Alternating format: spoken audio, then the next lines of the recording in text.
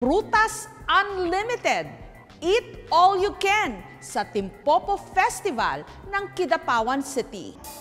Isang truck ng durian, kaing-kaing ng rambutan, at kahon-kahong mangustin. Idagdag pa ang tumpok-tumpok na marang. Ang tone-toneladang mga prutas na ito sa plaza na nakalatag sa 2 mesang may habang 200 metro. Pagpipiestahan ng libo-libong tao sa Fruits Eat All You Can event sa taunang Timpopo Festival sa Kidapawan sa probinsya ng North Cotabato. Timpopo Festival is all about celebration of the life of the farmers. Ito ay Bisayan word for harvest. Umaga pa lang, marami ang abangers na sa libreng paprutas. For 50 pesos, happy ka na doon. Yung prutas na ihahain namin sa inyo, more than the 50 pesos. 3, 2, 1, go! Attack! May mga nagkamay na. Meron ding halos isubsob ng mukha sa mga prutas. At galit-galit na. Maraming salamat po.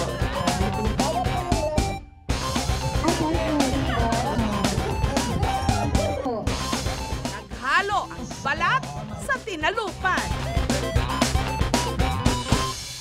Ang pamilyang ito nanggaling pa ng Cebu para lang maki-unli fruit trip. Nakakabusog. Maraming tao, maraming prutas. Amazing. May pa-contest din ang pabilisan sa pag-ubos ng mga prutas. Ang magkapatid na Juhar at Saiden, pinaghandaan daw ang event na ito. Hindi kami kumakain, kape lang talaga ang umaga. Para pagdating ng tanghali, parang mabusog talaga sa prutas ba?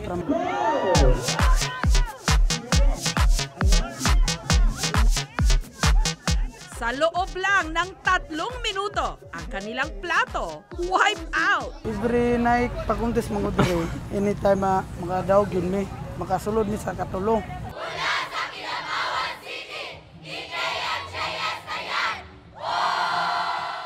Ang isa sa mga naubos agad sa paprutas ni Mayor, hindi bali ng umaalingasaw, ang durian. 90% ng durian sa buong Pilipinas galing ng Mindanao. At ang tinaguriang durian capital of the Philippines, syempre ang Davao. Sa farm na ito, sagana pa ang isa sa pinakasikat na variety ng native durian, ang arancillo, na napakabaho pero napakasarap. Hindi siya maasim masyado. Hindi siya mapait, hindi siya matamis. Okay lang siya. Ito yung paborito ko.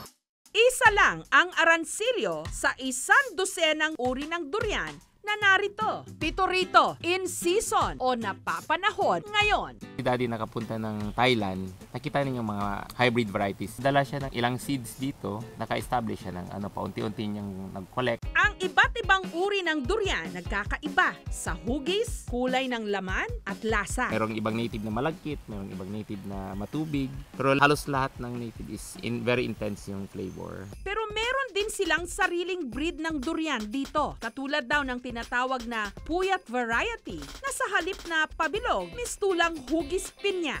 Mas malalaki rin ang tinik nito. Sa lahat na natikman ko, ito yung creamy. Meron ding breed na kung tawagin, duyaya, hugis puso at matingkad ang kulay ng laman. Malagkit siya masyado. Very sweet. Iba't iba man ang itsura, nagkakaisa silang lahat sa pabahuan, masangsang at matapang na amoy. Abot na siya sa target na number of days. And then yung tinutok-tok na rin, yung inaakyat yun yung harvester. Titingnan yung viability ng thorn. Pagbubuksan po natin, hanapin niyo pong linya. Yan sa...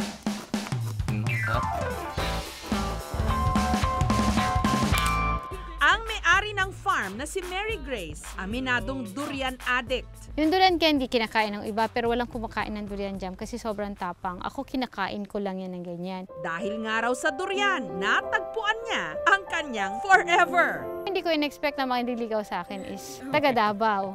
Pero nung ay, pagkakataon ko na to. Ito naman ang prutas na hindi nakaka-turn off ang amoy at tinatawag ding miracle fruit sa dami raw ng makukuha ritong health benefits, ang mangosteen.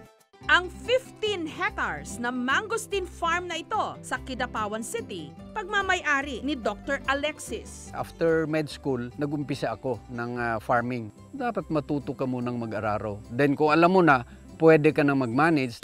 Kada araw, nakaka-harvest daw sila rito ng 3 tonelada ng mangosteen na inaangkat ng local buyers mula Luzon, Visayas at Mindanao. Meron daw tamang paraan ng pagbubukas ng mangosteen. Una, aalisin natin itong fruits. Press lightly dito sa sides to expose itong mga segments na niya. At kung gusto mo raw malaman ang bilang ng buto sa loob ng mangosteen, bilangin lang ang hati ng korona sa ilalim ng prutas. 5, 6, 7, 8.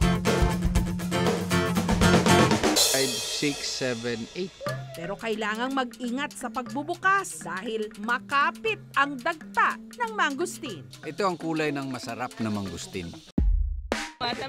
Isa pa sa mga pinagsaluhan sa Eat All You Can, ang tusok-tusok din pero malambot na prutas na sandamakmak ang buto. Napakatamis at okay lang na ngasabin. Higit sa lahat, natatagpuan lang ito sa mga baku-bakuran, ang marang.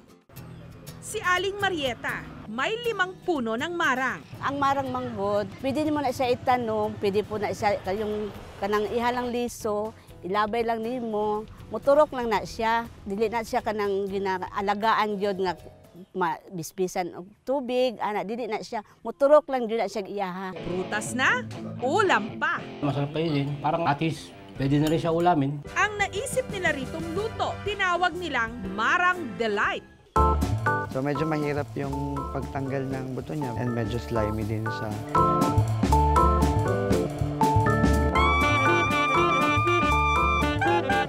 Sarap. Manamis na creamy. Wala rin daw tapon sa marang dahil pati buto nito pwedeng lutuin katulad ng sa langka. Pero kung ang buto ng langka nilalaga, ang sa marang ibinubusa o niro-roast, pwede rin daw iprito. Para siyang mani talaga, pero ang balat niya ay manipis. Dito naman sa munisipyo ng Makilala, sa North Cotabato, wala pang bare months pero nagmistula ng Christmas tree ang puno ng rambutan. Napaka-juicy niya. At ginawa na rin nila itong flavor ng kanilang ice cream. Ang nakaisip nito, ang negosyanteng si Edna. Yung iba nagtatanong, wala bang rambutan flavor? Kung ano-ano lang na maprutas yung tinatanong na parang imposible naman na maging ice cream po. Na-challenge din po ako kasi ang daming rambutan po dito sa Kidapawan.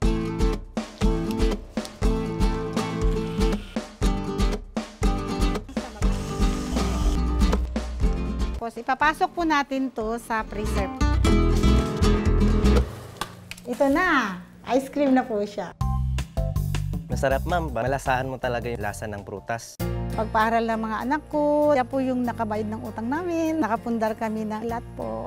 Mas maganda po yung healthy na ice cream. Huwag na tayong magtaka kung bakit napakasagana sa prutas ang Mindanao.